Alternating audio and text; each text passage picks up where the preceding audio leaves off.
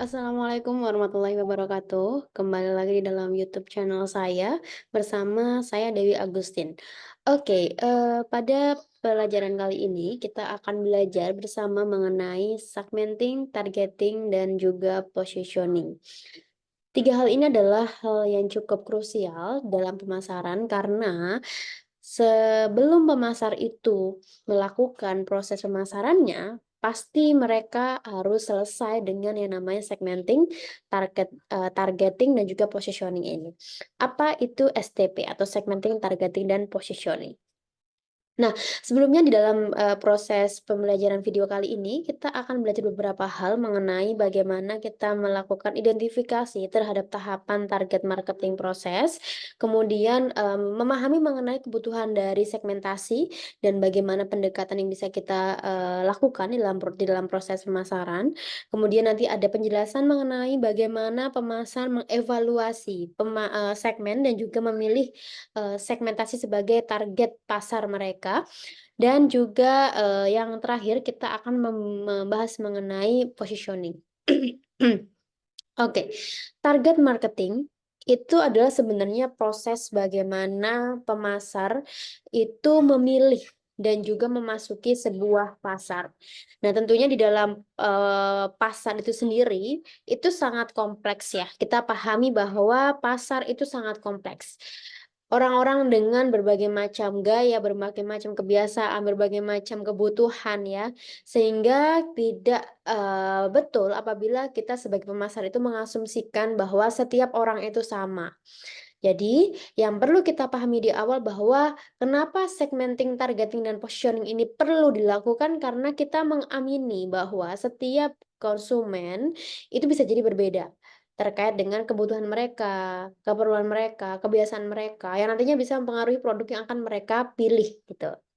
Nah, di dalam market fragmentation ini tentunya menjadi hal yang jadi, krusial atau penting, karena setiap individu tadi kita pahami bahwa punya, hal-hal yang mungkin bisa berbeda, yang bisa menjadikan kebutuhan atau keperluan mereka dalam sebuah produk itu juga nantinya berbeda, gitu. Nah, di dalam figur satu ini, kita ada namanya step in the target marketing process. Jadi, ada 3 hal besar, yang pertama adalah segmentasi, targeting, dan juga positioning. Segmentation adalah proses mengidentifikasi dan juga mendeskripsikan segmen pasar, gitu ya. Nah, selanjutnya di dalam targeting itu, dia mengevaluasi segmen mana nih yang nantinya akan dia ambil sebagai target market mereka, gitu ya. Dan yang ketiga positioning itu pemasar mulai mengembangkan satu, proses pemasaran, baru pemasaran atau marketing mix gitu ya, yang nantinya akan menciptakan satu pandangan konsumen terhadap sebuah produk. Mungkin dijadikan produk itu menjadi luxury brand, menjadi produk yang ramah lingkungan, menjadi produk yang, affordable, itu semua menjadi bagian dari positioning yang biasanya dilakukan oleh pemasar ke pasar. Jadi nantinya menjadi satu persepsi tertentu terhadap sebuah produk. Nah, 3 hal ini berurutan ya, teman-teman ya. Segmentasi, targeting, lalu bagian yang terakhir adalah positioning. Oke, kita bahas satu persatu. Yang pertama terkait dengan segmentation, ya. Segmentation ini adalah proses sebenarnya membagi pasar menjadi, bagian-bagian yang lebih spesifik lagi, yang lebih kecil-kecil lagi, sesuai dengan karakter masing-masing, kelompok tersebut, gitu ya. Jadi misalnya di Jakarta ini yang super banyak sekali manusianya gitu ya, kita bisa klasifikasikan mereka ke dalam beberapa, segmentasi ya, ke dalam beberapa kelompok yang mempunyai latar belakang yang sama, karakteristik yang sama gitu ya. Misalnya berdasarkan nanti, gender, berdasarkan, perilaku, berdasarkan, lifestyle begitu ya, itu merupakan proses, segmentasi. Nah, di dalam proses segmentasi ini, pemasar bisa melakukan 3 macam proses segmentasi. Dan, yang perlu diketahui di sini bahwa proses segmentasi ini tidak selalu setiap pemasar itu melakukan ketiga-tiganya ke dalam produk mereka. Beberapa pemasar itu hanya fokus di 1, 2 gitu ya. Nggak selalu tiga-tiganya ini menjadi, concern mereka untuk membagi pasar. Karena, segmentasi ini nantinya yang paling menjadi yang poin pentingnya adalah pemasar itu bisa mengelompokkan pasar itu sesuai dengan karakteristik tertentu.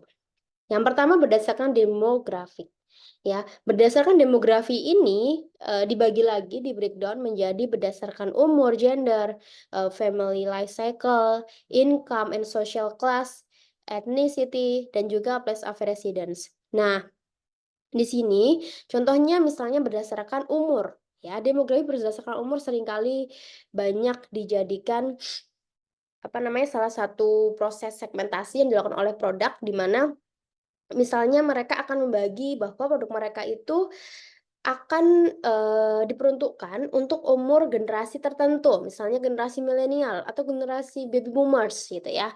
Jadi, di sini berarti ketika pemasar itu melakukan, campaign dengan menonjolkan hal tersebut, berarti kita bisa, tangkap sebagai pemasar bahwa oke, berarti mereka melakukan demografik, segmenting ini berdasarkan, umur gitu ya. Nah, kemudian yang kedua berdasarkan gender. Ketika pemasar itu membentuk produk mereka dengan melakukan aktivitas pasarnya, misalnya, "Produk ini untuk laki-laki loh," atau "Produk ini untuk apa namanya, untuk perempuan aja," gitu. Itu berarti mereka melakukan demografik, gender di situ. Tapi kalau misalnya produk ini untuk semuanya, berarti di situ tidak ada demografik gender dalam proses segmentasi mereka, gitu ya. Kemudian ada family life cycle. Ketika si produk itu, disegmentasikan di poinnya adalah, siklus hidup keluarga. Misalnya untuk keluarga baru, bahwa promosi yang dilakukan oleh produk ini adalah, brand tersebut khusus untuk para ibu-ibu muda, atau misalnya untuk keluarga kecil, keluarga muda gitu ya, biasanya untuk properti nih, properti misalnya untuk perumahan tertentu, yang diperuntukkan untuk keluarga kecil gitu ya, keluarga yang baru menikah. Nah, berarti di situ segmentasi yang dilakukan di, produk tersebut itu berdasarkan family life cycle. Dan ini nggak selalu ada ya, nggak selalu ada di setiap produk gitu. Kemudian ada income and social class. Di sini sangat kentara sekali ya bahwa, beberapa produk juga melakukan proses segmentasi ini berdasarkan misalnya, mereka menetapkan satu harga tertentu yang mana itu bisa mengarahkan pada income tertentu juga. Misalnya produk, moisturizer atau misalnya sunscreen. Sunscreen ini adalah sunscreen yang premium. Di situ berarti bisa kita lihat bahwa produk tersebut melakukan demographic, segmenting berdasarkan income, mungkin sosial ke atas atau social class ke atas, atau income dengan income tertentu, menengah ke atas, misalnya seperti itu. Ethnicity, ini mungkin ketika si produk itu digaungkan dengan mempromosikan produk tersebut dan menyinggung beberapa hal etnik. Di situ berarti produk tersebut melakukan segmentasi berdasarkan ethnicity. Dan yang terakhir berdasarkan geografi, di sini, produk, marketing mempromosikan produk mereka dengan menyampaikan ada embel-embel geografi tertentu.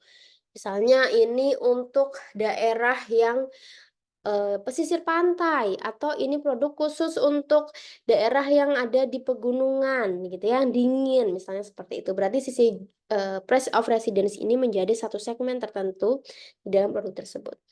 Nah, di dalam demografi segmenting itu memang cukup banyak. Jadi pemasar membagi-bagi pasar berdasarkan ada age, gender, family, dan segala macamnya tadi.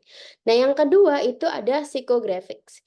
Psychographic ini biasanya terkait dengan, lifestyle ya, dengan kebiasaan orang, pemikiran orang, itu nantinya juga akan membentuk satu kelompok tertentu. Misalnya, ketika ada anak-anak muda dengan psikografi bahwa mereka itu harus minum kopi setiap harinya di kafe. Nah, di situ berarti ada lifestyle yang sama nih, di kelompok tertentu. Di situ berarti ketika misalnya produk itu menggaungkan promosi mereka dan mereka menyinggung terkait dengan lifestyle seseorang gitu ya, kebiasaan seseorang, itu berarti ada namanya segmenting psikografi di situ. Kemudian dengan behavior, bedanya apa? Di beberapa buku ada yang menyamakan di psikografi dan juga behavior ini sama. Tapi ini dari buku Solomon menjelaskan ini berbeda, bahwa kalau psikografi itu terkait lebih kepada gaya hidup seseorang gitu ya, secara psikis itu akan berbeda-beda gitu ya. Nah, kalau behavior ini perilaku. Jadi ada beberapa orang ketika mereka di momen tertentu misalnya dia punya perilaku yang sama gitu ya. Misalnya kita di Indonesia begitu ya di momen Ramadan begitu perilakunya biasanya akan cenderung berbelanja lebih banyak misalnya begitu. Nah, itu tadi 3 hal besar bagaimana pemasar itu bisa membedakan pasar mereka berdasarkan demografi, psikografi, maupun behavior. Nah, setelah pemasar itu menentukan atau membagi-bagi pasar tadi menjadi beberapa kelompok-kelompok yang dengan karakteristik yang sama, lalu di proses yang kedua yaitu targeting, yaitu proses yang selanjutnya di mana pemasar di dalam proses ini mereka mencoba mengevaluasi setiap potensial segmen dan akhirnya mereka akan memutuskan nih dari berbagai macam segmen yang sudah dibangun tadi, maka segmen mana nih yang akan dijadikan target pasar gitu ya. Jadi misalnya kayak di Jakarta ini, kan kalau kita melakukan segmentasi kan banyak sekali ya, bisa dari demografinya, bisa dari psikografinya, bisa dari behaviornya tadi gitu ya. Tetapi satu produk itu nggak selalu tiga-tiganya segmen itu diambil gitu ya. Misalnya dia setelah menganalisa, konsumen itu melakukan analisa, segmenting, mereka akan spesifik. Oke, target yang akan mereka ambil adalah segmen berdasarkan misalnya income, gitu ya. Nah, jadi di dalam proses targeting ini, si pemasar biasanya hanya akan menentukan beberapa dari segmentasi yang sudah mereka ambil sebagai target pasar mereka. Karena sebuah produk itu nggak akan biasanya melakukan semua segmentasi itu menjadi target market mereka gitu. Mereka biasanya akan memilih target mana yang akan mereka segmen mana yang mereka akan jadikan target. Misalnya tadi, ketika kita melakukan segmentasi berdasarkan income, itu ada menengah ke bawah, menengah ke atas, misalnya begitu ya. Nah, di dalam proses targeting ini, si pemasar nanti bisa menentukan, oke, di dalam produk saya mau ambil target dengan segmen menengah ke atas, misalnya seperti itu. Jadi di dalam targeting ini, pemasar sudah mulai memilih dari segmen tadi itu segmen mana nih yang mau diambil, misalnya dari sisi demografinya dia mengambil misalnya dari income menengah ke atas, mungkin dari sisi age-nya dia ambil dari milenialnya, jadi milenial yang punya pendapatan menengah ke atas misalnya seperti itu. Nah, kemudian selanjutnya itu ketika misalnya ada misalnya ketika si pemasar itu sudah menentukan bahwa adanya segmen yaitu behavior, misalnya di dalam behavior tadi, behavior ketika sama orang muslim, dia punya perilaku yang cukup cenderung banyak berbelanja sama yang tidak cukup banyak berbelanja ketika Ramadan. Nah, di dalam targeting ini, pemasar itu nanti akan menentukan maka segmen mana yang paling akan diambil kayak gitu. Nah, kemudian itu tadi ya. Jadi proses targeting ini itu benar-benar sudah spesifik dari segmen tadi, itu segmen mana yang akan diambil gitu. Nah, kemudian yang selanjutnya ada fase dalam melakukan targeting. Nah, yang pertama dia akan melakukan evaluasi market segmen ya.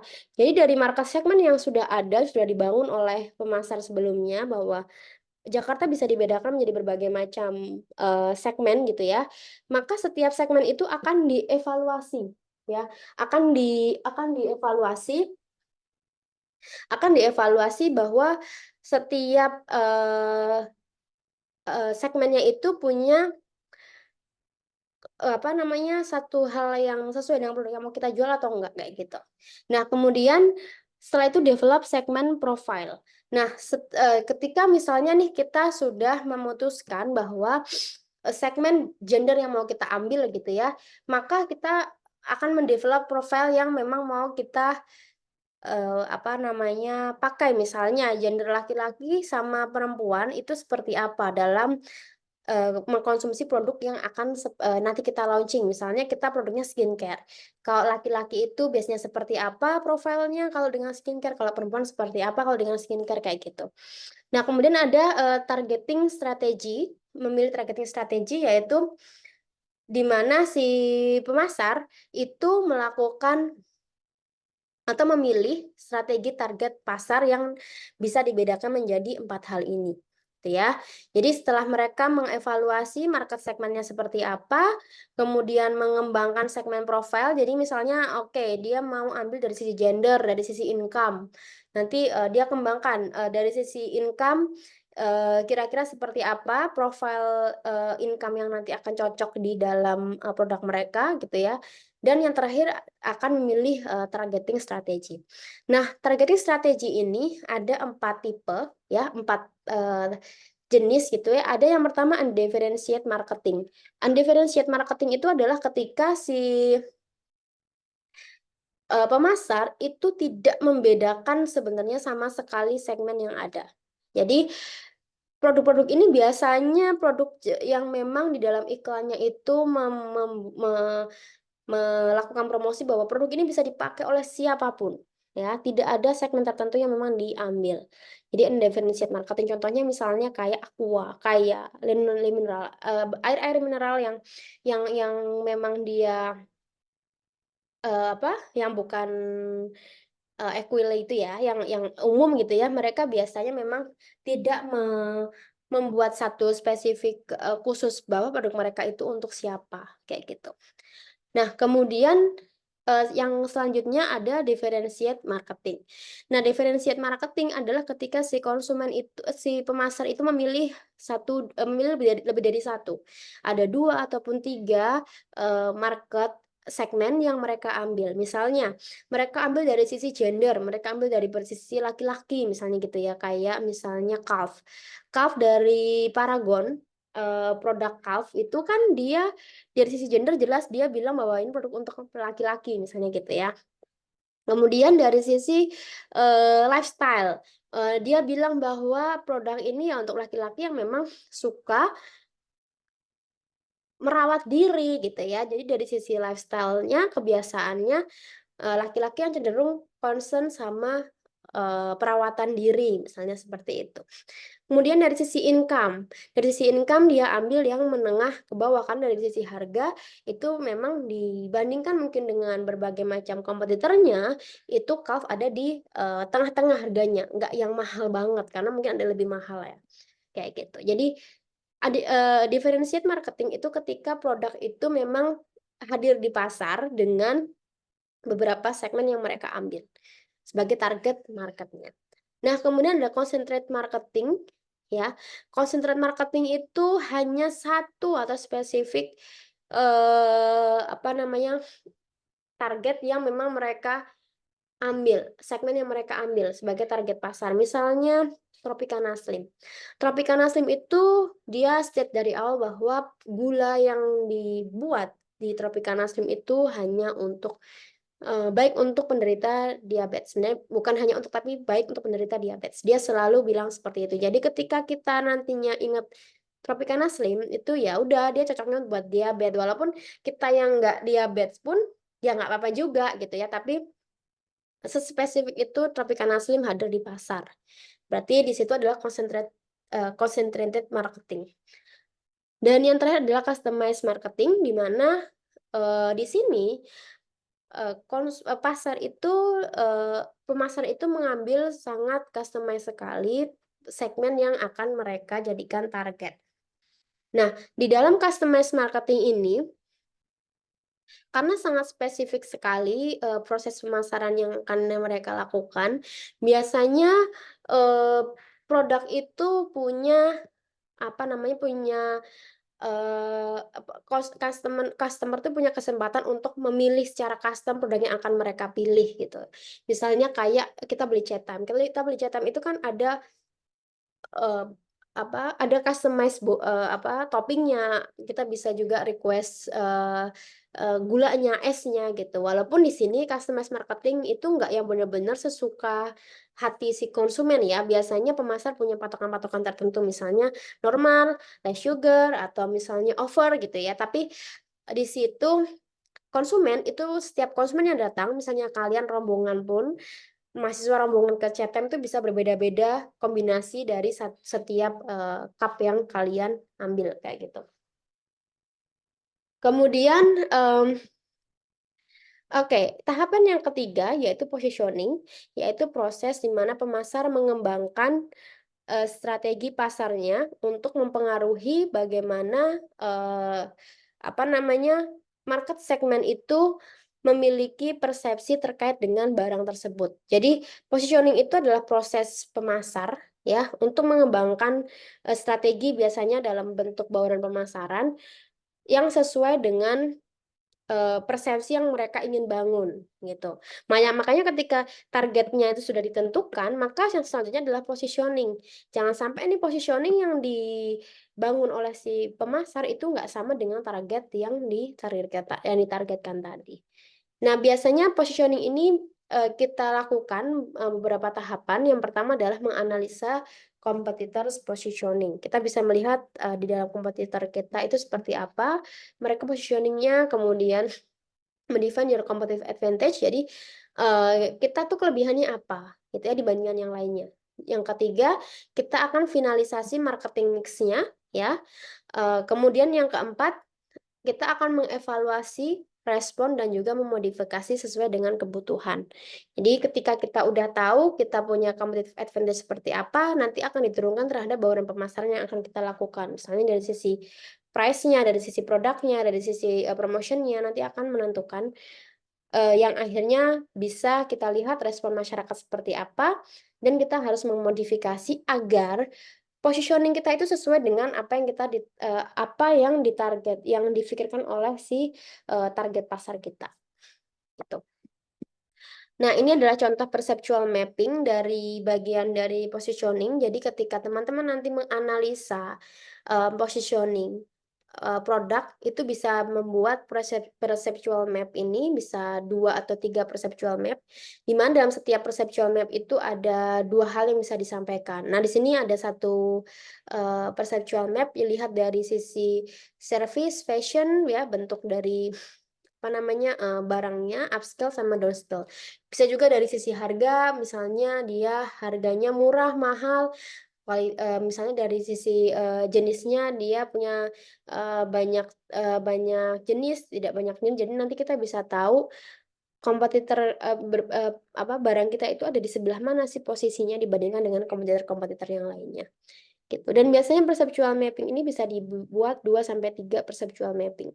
Karena kita bisa dilihat dari harga, dari, kualitas misalnya, dari variasi, tipe-tipenya, setiap produk itu punya jenis, banyak tipe yang berbeda gitu ya. Itu bisa dibuat perceptual mapping-nya. Oke, terima kasih atas partisipasinya dan semoga bermanfaat. Saya akhiri, wassalamualaikum warahmatullahi wabarakatuh.